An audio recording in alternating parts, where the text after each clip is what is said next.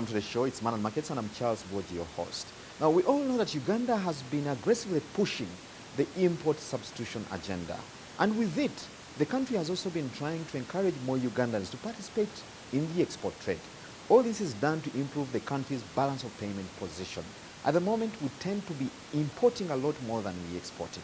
But before you sit into that space, there are certain principles that you have to keep at heart. And of course, these are the requirements that different markets need for you to actually send goods in those particular markets. And we try to unpack today some of these principles for you to know what is needed of you before you actually embark on this journey.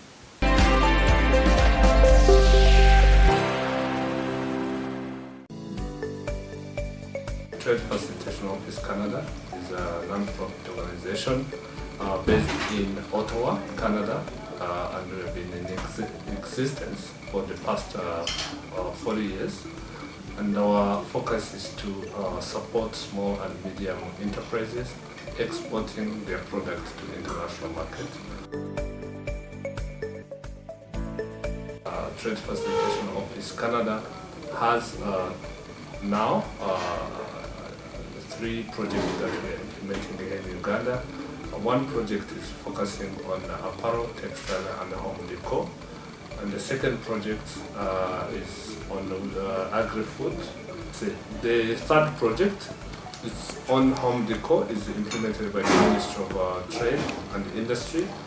We have Uganda Small Scale Industries and the Uganda Women Entrepreneurs Association. Those are 3 partners that are also working on the home decor.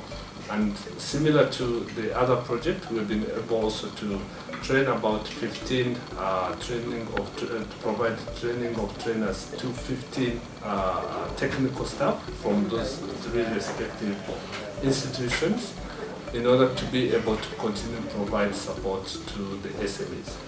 And today, the new project that we are coming to start off is also going to expand on the project that Uganda Export Promotion Board has been implementing to export Ugandan products from the agri-food sector to international markets.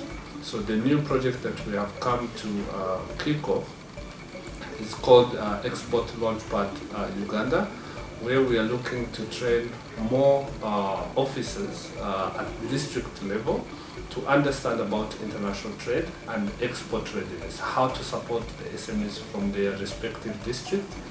We want to see more sustainability of what we are doing in terms of promoting international trade, and we want to make sure the resources are invested within the institutions that we are working with. We currently work with the Uganda Export Promotion Board. So far we have trained 5 training of trainers here at Uganda Export Promotion Board. But also we have implemented the capacity building for the SMEs, small and medium enterprises, where we've been able to train 120 SMEs across the country.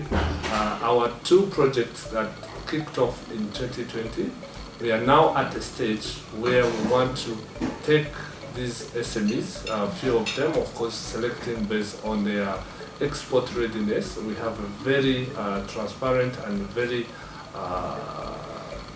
good criteria where we have to assess the level of export readiness of these companies. And 12 of them under the home decor, apparel textile, will be traveling to New York in next February to familiarize with the international market. And this can be an opportunity, but also can present quite a number of challenges.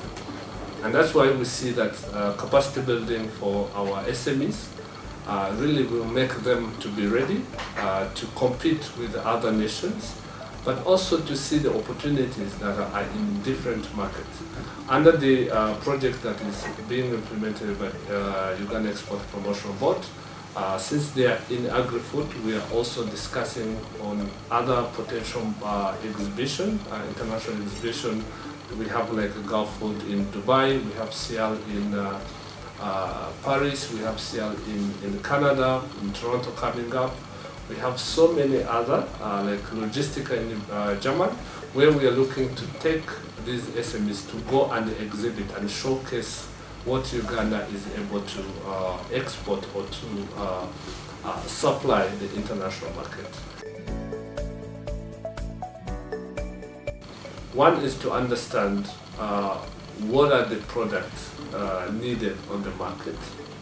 The second is the import regulations based on the specific product. Because Canada has quite a number of elaborated processes of exporting and what you need to do in order to meet those requirements. I think one of the uniqueness we also have in terms of regulation is about labeling. Canada being a bilingual country, it's a requirement that any product that's exported to Canada has to be labeled in both French and English. So when you look at the processes of exporting, first you have to understand the level of demand for your product in the country. The second, you have to look at the processes. But we have done enough as an organization to create a smooth processes of how you can export to Canada through our website. And one thing for sure Canada is looking is the quality of product, and we see quite a number of organic product coming from Uganda. But how do I make sure that when I'm exporting an organic product is certified? So you need to get a certificate of origin, you need to have the license to export, but also you have to be ready to follow the guidelines that were provided. Now, there's been a lot of optimism that the oil and gas sector has the potential to actually get Uganda out of its economic doldrums. Of course, these are punctuated by a rising inflation and then the depreciation of the shilling against major international currencies. Today, we pick the mind of one of the players in this sector from the skilling side to find out the kind of skills that Ugandans need to get in order for them to leverage the industry and make the best of it. The journey to oil for Uganda has been a long and winding one. Since it was proven that the country has commercially viable oil deposits, there has been immense activity in the sector. From exploration to where we stand today, a lot of water has already passed under the bridge. One of the major raising questions out of the sector today is how much of the oil revenue will be retained by Uganda. Better still, how much of it will trickle down to support people at the grassroots. To experts, making the sector more valuable to the economy and the population would demand empowering a good number of potential players with the needed skills to participate in it. The Ugandan oil industry was picking up in the start. There was a lot of worry on whether we're going to be able to have sufficient people to run the different components of the oil and gas industry, both at leadership level in terms of management, but also the technical aspects, and particularly technical was worrying people quite a bit. Today, production commencement has hit several snags, with the latest one being the September resolution by the European Union Parliament to have the project delayed by a year. This came just months after France's Total Energies and China's National Offshore Oil Corporation signed a $10 billion agreement to develop Uganda's oil fields and ship the crude through a 900-mile pipeline to a Tanzanian port on the Indian Ocean.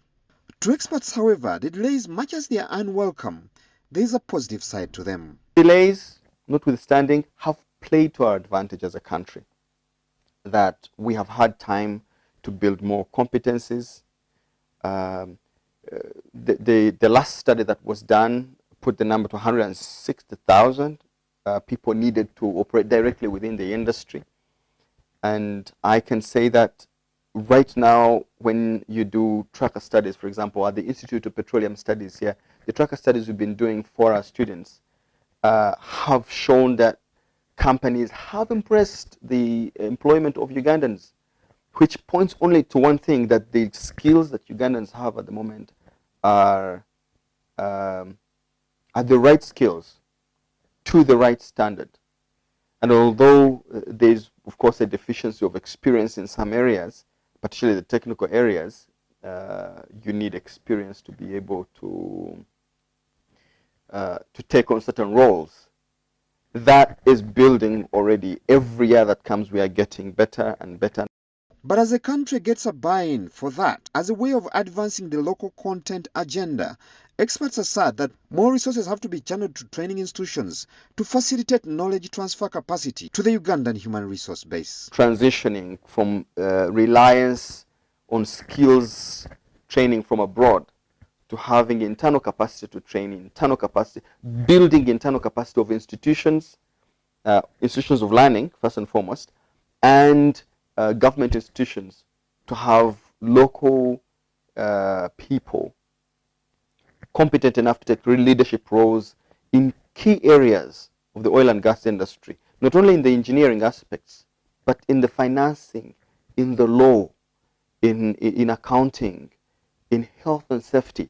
These are areas that initially were not being talked about because everybody was thinking in terms of drilling engineers and welders and artisanal skills that would be required a lot, especially now that we're in construction phase. So even as more focus today as regards Uganda's oil industry seem to be paid at associated delays, experts warn that the country shouldn't lose attention to building capacity of its citizens to reap more benefit from the sector when commercial production commences.